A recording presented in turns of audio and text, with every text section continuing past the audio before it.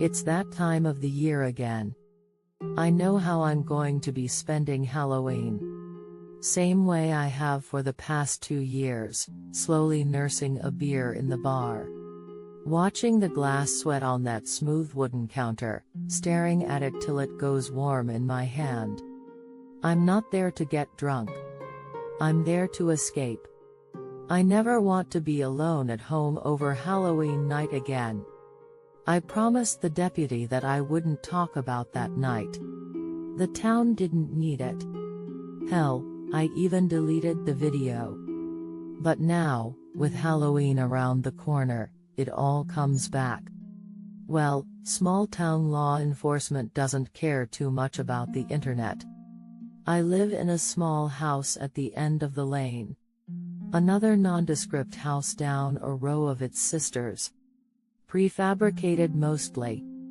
Far enough off the beaten path to be cheap, not so far as to be rural. But close, pretty damn close. I didn't expect many kids to call around trick-or-treating come Halloween. It's a long road, and most children manage to fill their baskets long before they get to my place. Besides, I quite like the peace and quiet. Halloween used to be a good night to settle down and catch some of the classic horror movies on TV. I kept a couple of bags of candy around just in case some kids actually made it all the way down the lane, but mostly it would be an evening all to myself. I can't quite remember what I was watching that night. Probably because I'd been enjoying an after-dinner beer and I may have gotten carried away, dozing off after one too many. I woke with a start. My beer had gone warm on the side table, my hand still curled around the can. I winced as I unwrapped my fingers. Something had woken me up. The TV droned on in the background, the senseless drivel of late-night programming flickering across the room. Maybe it was just some high school kids out after some Halloween party, out on the streets, making some noise that woke me up. I checked the time. Past midnight. I was glad that I'd invested in a little security for my house. Just the basics, really. A good camera to cover my front lawn. Motion-activated lights around the front and back. I was trying to make the tough decision of whether to clear up the mess right there and then or to just kick the can down the road till the next morning when a loud rapping at the door shattered the silence. The can bounced off the floor, warm beer spraying across the bottom of my track pants. The shock left me too numb even to swear. I had just set the can back upright when the knocking sounded again. That arrhythmic rap increasingly impatient, the tempo building up as I stepped towards the door. I peered around the edge of the window. I saw nothing but my pale face in the glass. It was pitch dark outside. Why wasn't the light working? The knocking stopped. A tree branch perhaps. Or something else tapping on the porch. The peephole glared at me, that little glass orb suddenly bulging with some half-promised horror. I swallowed. Or I tried. My throat was dry, the warm beer on the floor suddenly inviting. "It's nothing," I said out loud. Hoping that the familiar echo of my voice off the walls would ground me somehow. I walked up to the door and peered out, only seeing the orange cones cast by the halogen street lights, a distance away. Nothing. I thought to myself, feeling childishly stupid. I sucked in a deep breath, feeling my lungs strain, then let the air stream out slowly. Then, another knock. I turned back around to face the door. My heart punched at the inside of my chest, its crazed dance playing counterpoint to the knocking. I wasn't surprised to see my hand shake as I reached for the doorknob. Our town was a safe one, far from the troubles of the big cities, or so we'd read in the papers. We had little more to fear in the night than seeing our trash strewn across the yard by the nimble fingers of raccoons. I threw the door open. The porch lights winked on, suddenly blinding me. I blinked away the white spots from my vision. A pair of children stood on my porch. They must have been 9 or 10. I couldn't see much more of them, because they were in the classic Halloween getup, a simple sheet draped over each of them, a pair of holes cut out for them to see through. A pair of small baskets for candy broke the smooth lines of the sheets.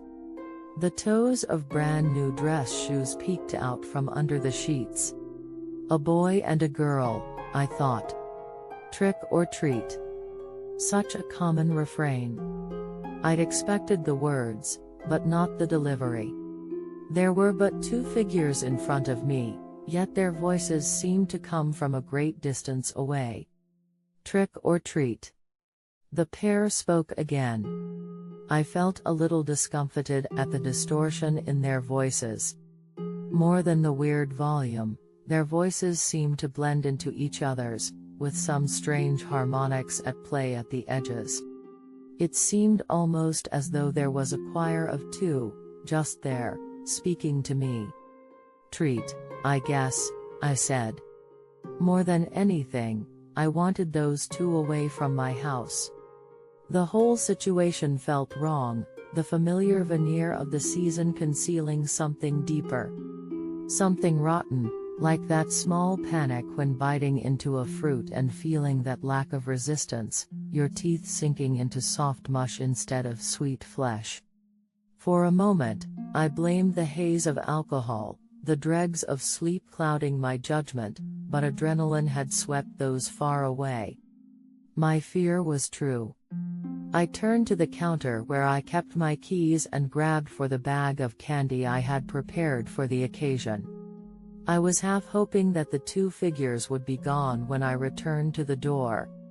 That they'd been a figment of my imagination, perhaps a shadow of some dream brought on by cheap horror movies and cold pizza. I had no such luck, the pair hadn't moved an inch. They each raised their baskets. There was already an assortment of candy there. They'd had a good day. A bit late for you guys to be out, isn't it? Where are your parents? The only answer I got was an impatient shaking of the baskets, the rasp of candy wrappers rustling. I held out a handful of candy, ready to drop it and call it a night. I expected to see a small pale hand clutching at the handle of the basket. Instead, I saw the anemic matte sheen of plastic. The basket was draped off the plastic hand of some kind of store mannequin. I was more than thoroughly creeped out by this effective little trick. I shrugged. Maybe the voices were recorded, a little technology to bolster an otherwise traditional costume.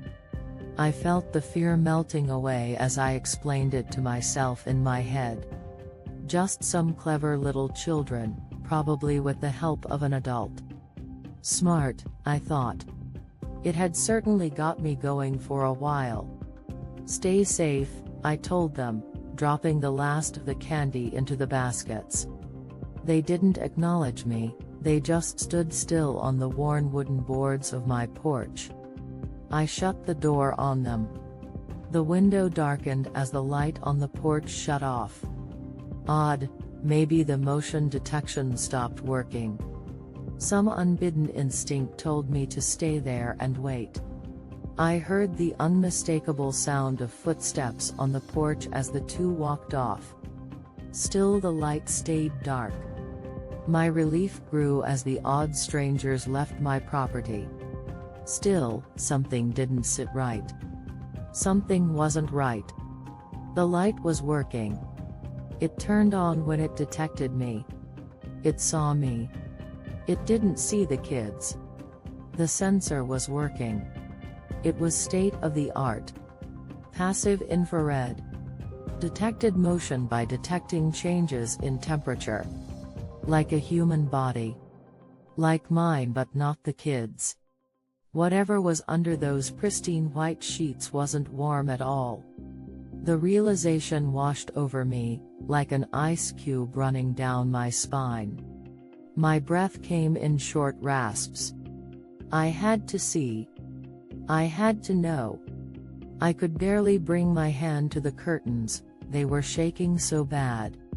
When I pinched the edge of the curtain between my thumb and my finger, the curtain began to undulate wildly. I filled my lungs and peered out through the glass. They were still there, barely 20 yards away. Doing nothing. Just standing there, motionless, facing the street. As I watched, they both swiveled their heads, in perfect tandem, to affix 2 pairs of fathomless eye holes on the window. There was no way. There was no way they could have seen me come to the window. I had to put the back of my hand in my mouth and bite down hard to keep from calling out. They knew. They knew I was there. I backed away from the window, dragging my leaden feet over the carpeted floor. I barely noticed when my heel knocked the can back. The beer leaked out onto the carpet, leaving a widening patch in front of me. I couldn't believe the raw, animal fear those two had summoned up in me. Every instinct I had told me to run. Run. Get help. Anything but stay and be trapped in my own house. What could I do? Call the police and tell them that I was scared of 2 little children trick-or-treating. Call one of my friends past midnight and ask them to come over like a little boy crawling to his parents' room after a nightmare. The situation was ridiculous.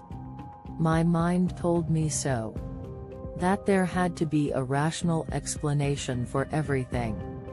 But I could not explain away the light, fluttery feeling in my stomach. I could not rationalize the prickly lump at the back of my throat. They'd only said 3 words to me, in those unearthly tones. Who knew how cold those lips were? I shut the door to the kitchen, the sound echoing through the empty house. I turned my chair to face the front door. And then I waited, white-knuckled, for the dawn to come. I must have fallen asleep sometime during that long, cold wait. Not daring to move from my chair, paralyzed with fear that one of those shrouded children would appear at my window, or worse yet, behind me. But even that manic store of energy wore out as the night wound to a close. I was woken up by a polite knock on the front door. I sat bolt upright, nearly falling off my chair. I stumbled to the door, a hint of the dread from a few hours ago still lingering like a stale funk in the air. I checked the peephole again. This time, I was confronted with the well-scrubbed face of one of our town deputies. We'd been to school together. It was that kind of smallish town where you'd know almost everybody your age if they had a history there.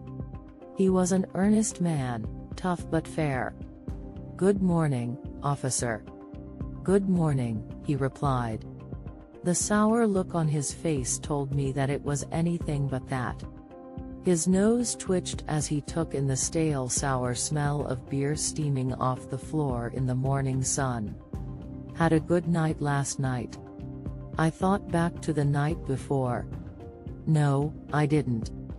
The lawman was quick to see the fleeting shadow of doubt wash across my face. He pressed home his advantage. "You care to explain why you stole the 2 mannequins from the store, dressed them up and put them on your lawn?" He shifted to the side and past his door-filling bulk I saw 2 familiar shapes on my lawn. My lungs wouldn't fill with air. They were still there. They'd been there the whole time. "You okay, buddy?" The big man leaned in, blocking my view and steadied my shoulder with one of his strong hands. I brushed his hand off and lurched out into the yard, mindless of the freezing dew on my bare feet. The pair stood there, the draped sheets joined in between them. They were holding hands. The two of them were holding hands. I brought my palm down gingerly on the head of the one nearer to me. Hard. I felt hard plastic. I whipped the sheet off with one smooth motion. I gave a strangled cry as I stared into the empty green eyes of a child mannequin. I backed away. Too quick.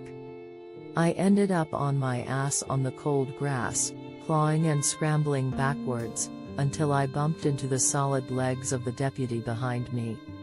He'd been quick to recognize my unease earlier. He was just as quick to realize genuine fear. He hoisted me back to my feet and helped me back into my house. Mind telling me what that was all about? He dumped me on the office chair in front of my computer. I tried, but I couldn't force the words out. The deputy sighed and settled onto my couch, wrinkling his nose at the empty beer cans on the side table. He leaned forward. First call of the morning after Halloween, and I'm chasing down some bullshit break-in to a store in the middle of town. Now, I've got you hungover and scared shitless from a damned pair of dolls on your front yard. What I know is someone got into a store, smashed up the glass, stole sheets and a couple of mannequins. Bloody kids again. Except the glass. The lines on his brow deepened. I watched his Adam's apple bob up and down. The glass was on the outside of the shop only. Damnedest thing. You've got a camera on your yard, don't ya? I nodded, numbly. What say you give me another 10 minutes of your time, tops? We go through that footage. I see who put those things on your lawn, and then I'll be out of your life, hopefully for good. I turned to face my computer and called up the stored videos on my hard drive. They were all transferred by Wi-Fi. Convenient, for the time that I bought the cameras. Just put on double speed backwards. We'll see who set them there soon enough. I hit the reverse play key and upped the speed. I saw the two of us scuttle from the house to the lawn and back again. Then, the first rays of the sun retreating from the grass, pulling back over the pair of figures, until they were back in darkness. The two of them stood there, motionless, for the longest time. When the two figures moved, all by themselves, in a jerky, swaying motion, back from my lawn to my front door, the cursor danced a little jig in the corner of the screen as the shakes returned, stronger than before. The sharp hiss behind me told me I wasn't alone in my discomfort. I shuddered as I watched myself on screen, so close to the two abominations, giving them a handful of candy each. I slowed the recording back to normal speed. On screen, I saw myself turn back into the house to retrieve the candy. The two figures stood there, impassive. As one, they both fixed those dark eye holes on the sheets on the camera. There was something else unmistakable. There was a slight pulse in the sheets, a small undulation. The mannequins were breathing. I've seen enough. I turned to look at the deputy, his face as white as the sheets on the shrouded figures on the screen, his hand tight around the grip of his sidearm. That, of all the things, scared me most of all. A symbol of law and order, who had seen the worst of what our little community had to offer, just as scared as I was and ready to pull a gun in my house. I clicked the window shut and got up. I wandered over to my cabinet. I pulled out a pair of tumblers and a bottle of the good stuff. The bottle gave a couple of contented glugs as I sloshed the rich golden whiskey into the glasses. I set one down in front of the other man and took a sip from my glass. A lawman could lose his job, drinking on duty. The deputy didn't hesitate when he emptied half his glass. He didn't look at me when he spoke. My old Nan wasn't from around here. She was back from the old country, across the sea. She hated Halloween. Said there were things out that night that weren't meant to see the light of day. One night a year, she told me, for one single night, some things were set loose. The candy and costumes were a new thing. Back in the past, on All Hallows' Eve, good folk crossed themselves and prayed and stayed in. Whatever's on that recording, it's not what our town needs, you understand. Dumb high school kids, I said, the lie taking shape and form in my mouth. Fooling around.